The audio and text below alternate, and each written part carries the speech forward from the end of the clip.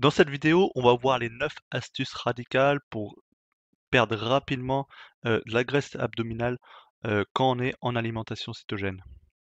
Je vois beaucoup de personnes qui mangent cétogène, mais qui n'arrivent pas forcément à perdre du poids, qui se retrouvent à être sur un plateau, ont peut-être perdu à un moment donné, mais voilà, au bout d'un moment, ça stagne.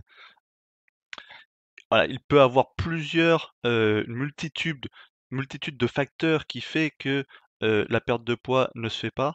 Hem Et du coup, là, on va voir vraiment les 9 conseils sur lesquels voilà, le but, c'est pas forcément de tous les appliquer d'un coup, mais vraiment, c'est des astuces qui sont ultra puissantes, et qui vont permettre, bah, de débloquer une perte de poids. Donc comme j'ai dit, voilà, il y a certaines personnes qui vont se dire: «C'est beaucoup trop extrême». Alors oui, comme je l'ai dit, elles sont radicales, sauf que des fois, comme j'ai dit, il faut pas tous les appliquer d'un coup, il faut juste choisir les bonnes, parce que voilà, le but, c'est de d'identifier ce qui peut bloquer et là où il y a vraiment le plus gros levier à faire et voilà. Le but, c'est voilà, pas de faire tout d'un coup et on va voir tout de suite, du coup, l'astuce numéro 1, hem, voilà, c'est réduire ses glucides le plus bas possible. Hem, Quand on a une alimentation cétogène déjà, on aura réduit ses glucides, vraiment, voilà, en dessous de 20, 30, 40 grammes. Hem, voilà, c'est possible que, dans certains cas, les réduire encore un peu va pouvoir booster clairement, la perte de poids. Heu, voilà, sachant qu'il y a des aliments cétogènes, qui contiennent encore pas mal de glucides, donc voilà, si vous êtes très résistant à l'insuline, il se peut que ce genre d'aliments, bah, freinent votre perte de poids. Je pense notamment, voilà, tout ce qui est légumes un peu trop sucrés, des carottes, des betteraves, de la courge. Je pense aussi à trop de yaourt. Yaourt, voilà, le lait contient des glucides, donc le yaourt également, le kéfir de lait également. Voilà, plus on va vers des fromages qui sont affinés, moins il y aura de sucre, donc les fromages ne posent pas forcément de problème.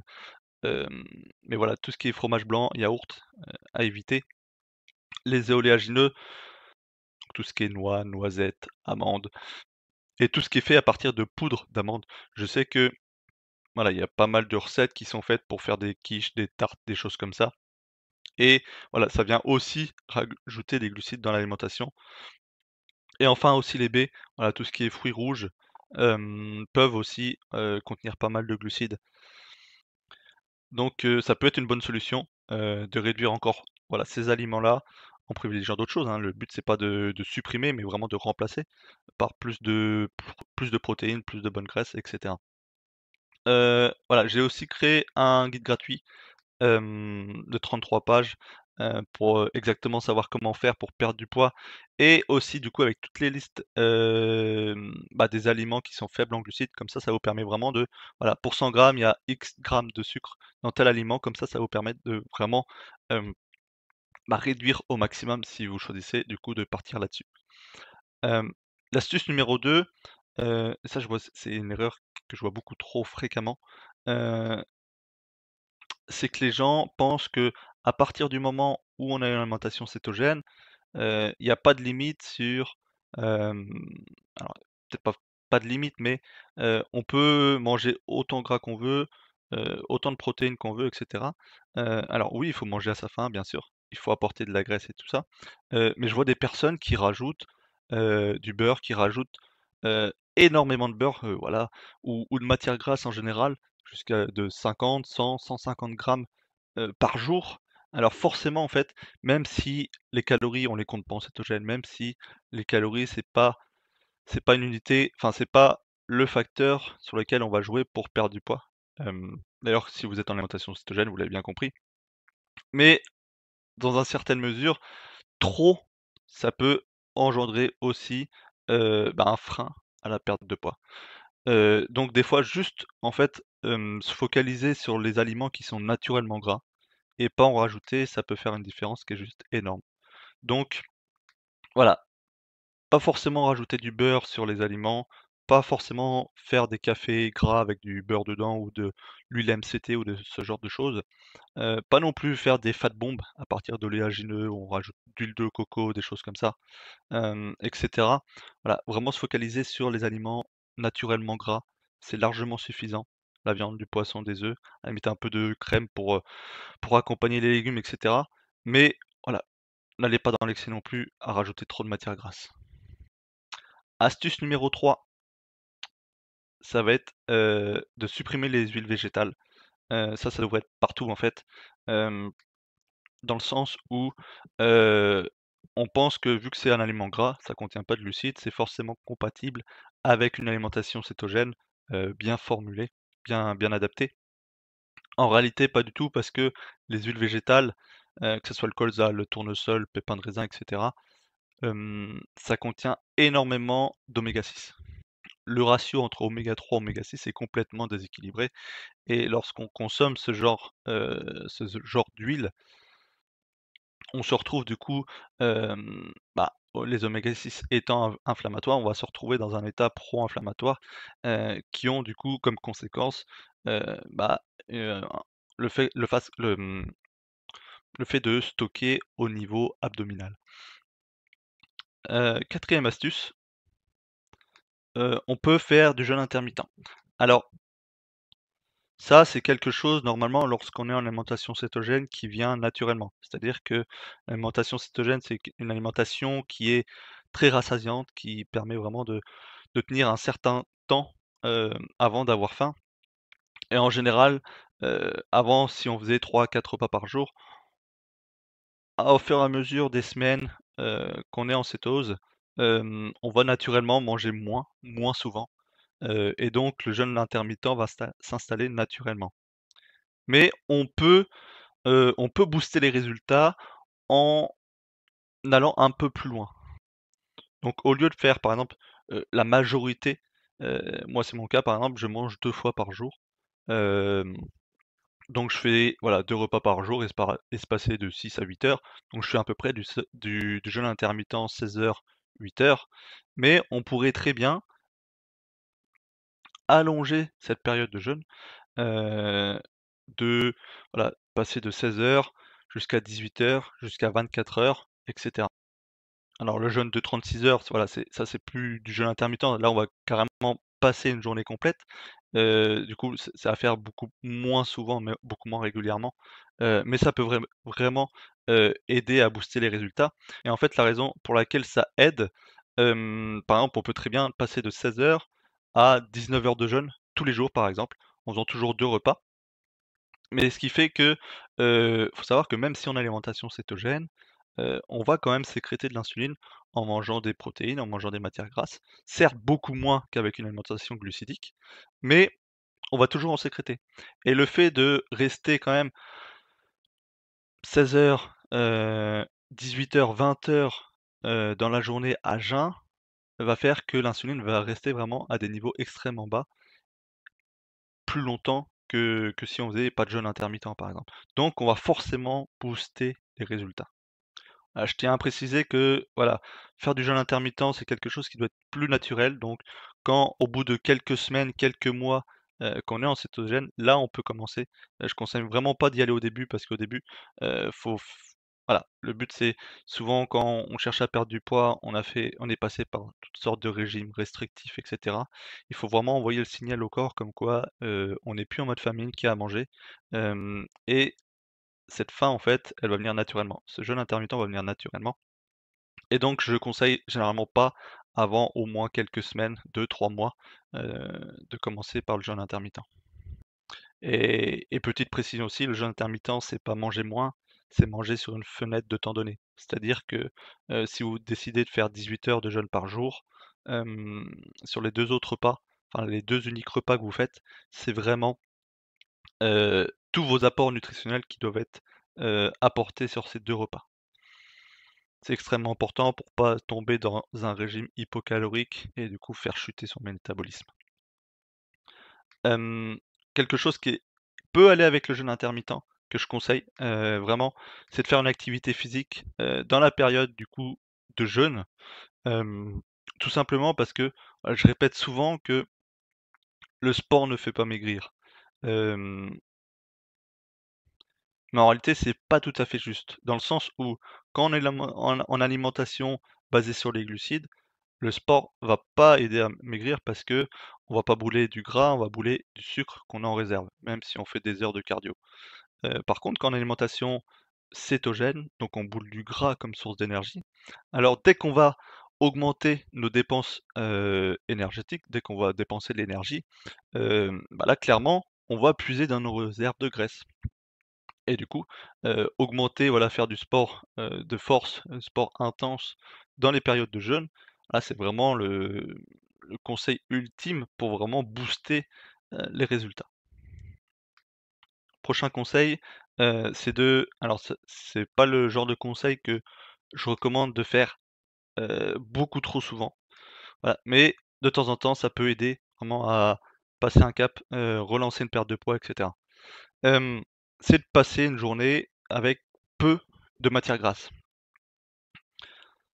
Voilà, à faire uniquement de temps en temps, parce que, notre source de carburant, c'est quand même les matières grasses, donc elles sont juste vitales et essentielles, sinon on se retrouve, juste avec des protéines, et là, voilà, on se retrouve plutôt dans un régime un peu Dukan, basé uniquement sur les protéines, sans matières grasses, sans glucides, et là, voilà, on va avoir tous les problèmes de hyperprotéines, on va voilà, donc c'est vraiment pas le but, mais de temps en temps, hem c'est très bien en fait, parce que quand on est en cétogène, votre corps ne sait pas faire la différence entre le gras que vous apportez avec l'alimentation et le gras que vous avez, bah, sur vous en réserve.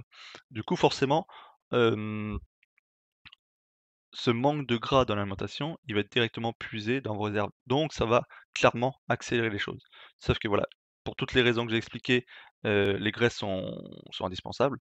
Hem Et également, forcément, en fait, les graisses vont aussi apporter de la satiété. Donc quand on mange pas de graisse sur une journée, on risque quand même d'avoir beaucoup plus faim. Donc c'est vraiment, voilà, sur une période donnée, de temps en temps, pour juste faire un petit boost, voilà. Et pareil, c'est pareil que pour le jeûne intermittent, je conseille au moins 2-3 mois, en cétogène pour que votre corps ait bien compris que, hem, bah, qu'il brûle de la graisse. Parce que si vous le faites beaucoup trop tôt, par exemple au tout début d'alimentation cétogène, seulement au bout de quelques jours, votre corps en fait il n'a pas encore compris que, le vrai carburant, hem, c'est le gras et donc là on va se retrouver du coup à transformer les protéines, hem, en sucre. On va faire, de la néoglucogénèse, et donc on va restimuler de l'insuline et cetera et cetera. Donc voilà, au moins 2-3 mois en cétogène avant de se faire, ce conseil. Autre conseil, voilà, c'est limiter vraiment. Si vous buvez pas de café, c'est très bien. Si vous en buvez vraiment une seule fois par jour, maximum, idéalement le matin, le plus tôt possible dans la journée, pas après 13 heures, tout simplement parce que, le sommeil est ultra important. Quand on cherche à perdre du poids, on va en venir juste après. Mais du coup, le fait d'avoir un apport de caféine trop tard dans la journée, bah, ça va impacter directement votre sommeil et la qualité de votre sommeil. Donc ça va avec du coup, bah, c'est l'astuce la dernière astuce, mais d'abord, voilà, apprendre à calmer son stress. Voilà, faut savoir que quand on est stressé, on sécrète une hormone, l'hormone du stress, hem, qu'on appelle le cortisol. Et le cortisol, c'est une hormone, hyperglycémiante. Ça veut dire quoi? Ça veut dire qu'elle va élever la glycémie. C'est-à-dire que même si vous mangez pas de glucides, même si vous mangez pas, votre quantité de sucre dans le sang va augmenter. Qui dit, la quantité de sucre dans le sang qui augmente, dit aussi sécrétion d'insuline, ce qu'on essaie absolument, d'éviter en cétogène, parce que l'insuline, voilà, c'est l'hormone du stockage et c'est elle qui est responsable, de notre prise ou de notre perte de poids. Et donc quand on est chroniquement stressé, hem et bah, forcément, en fait, ça va avoir un impact sur la glycémie et sur l'insuline. Donc voilà, il y a plein de méthodes, pour calmer son stress, que des fois ça soit de notre ressort ou pas. Hem, voilà, je note quelques exemples. Voilà, tout ce qu'on peut, éviter par soi-même, dont on a, la capacité. Forcément, si c'est votre travail qui stresse, on va pas on va pas démissionner. Mais tout ce que vous pouvez faire à côté qui est de votre ressort, bah, c'est ce que vous pouvez mettre en place. Voilà, éviter les mauvaises nouvelles, les informations, éviter les personnes qui vous stressent constamment, éviter la lumière bleue le soir, que ça soit sur les écrans ou que ça soit via les ampoules LED, tout simplement parce que, hem, en fait, la lumière bleue, c'est quelque chose à la base qui est naturel. C'est-à-dire qu'elle est naturellement là, le matin au lever. Mais plus on avance dans la journée, plus cette lumière naturelle bleue diminue. Et lorsqu'on a cette lumière artificielle bleue qui arrive, bah, dans nos yeux le soir, en fait, on va recevoir le signal comme quoi c'est le matin. Et forcément, en fait, quand on va recevoir ce signal, on va avoir une énorme hausse du cortisol et donc voilà, et toutes les conséquences qu'il y a, bah, dues à une hausse du cortisol. Donc voilà, porter des lunettes filtrantes de la lumière bleue, ça peut être une option, une excellente option même. Voilà, c'est un exemple. Être au contact de la nature et cetera et cetera. Si vous le souhaitez, voilà, j'ai créé un guide gratuit avec les 13 techniques naturelles, pour faire rapidement baisser son niveau de cortisol, et son niveau de stress. Même si vous pensez qu'on peut rien faire, on peut faire des choses, clairement. Donc j'ai mis le lien dans la description de la vidéo. Vous avez juste à remplir, votre prénom, votre adresse mail et vous recevrez tout par mail. Et enfin, du coup, la dernière chose sur laquelle il faut porter une attention, c'est de dormir le plus tôt possible et vraiment prendre soin de ce sommeil. Dormir peu, dormir mal, hem, ça a une conséquence, ce qu'on vient de le voir juste avant, ça va augmenter le cortisol et donc comme on a dit, augmenter l'insuline, par conséquence. Donc j'ai vu des personnes qui faisaient tout bien au niveau de l'alimentation cétogène, mais qui se couchaient peut-être à 23h30, minuit, 1 heure et qui se demandaient pourquoi ça marchait pas. À partir du moment où elles ont porté un peu des lunettes, elles avaient déjà bah, les lunettes filtrantes, elles ont ressenti un besoin d'aller se coucher beaucoup plus rapide. Il faut savoir que dès qu'on porte ces lunettes, au bout de 20-30 minutes, on sent une baisse de la vigilance, qui est naturelle en fait. Hem Et juste en portant ces lunettes et du coup en se couchant plus tôt, bah, elles ont vu des résultats sur la balance. Juste en appliquant du coup ces 2 conseils et pas tous les autres conseils qu'on a vus juste avant. Voilà, comme je l'ai dit, c'est pas, faut pas faire tout d'un coup parce que là ça va paraître insurmontable. Il faut cibler de ce que vous pensez le plus facile à réaliser, mais aussi ce qui pourrait le plus là où vous aurez le plus, de bénéfices, bah, à appliquer ces astuces. L'idée, c'est vraiment, voilà, d'identifier honnêtement ce qui peut bloquer chez vous et du coup d'agir en conséquence. Voilà, si jamais, vous savez pas ce qui bloque forcément chez vous, voilà, moi j'ai créé un accompagnement personnalisé, individuel où du coup je vous suis de A à Z. Hem Voilà, moi, ça permet d'identifier clairement, rapidement, ce qui bloque. Donc si vous voulez que je vous aide vraiment, bah, à perdre du poids et vraiment aller au bout des choses et vraiment agir sur, les causes qui bloquent, n'hésitez surtout pas à m'envoyer un message sur Messenger, il y a le lien pareil dans la description de la vidéo. Voilà, c'est la fin de cette vidéo, j'espère que ça vous aura donné des pistes pour avancer, pour débloquer une perte de poids. Je vous dis à demain pour une nouvelle vidéo. Bye.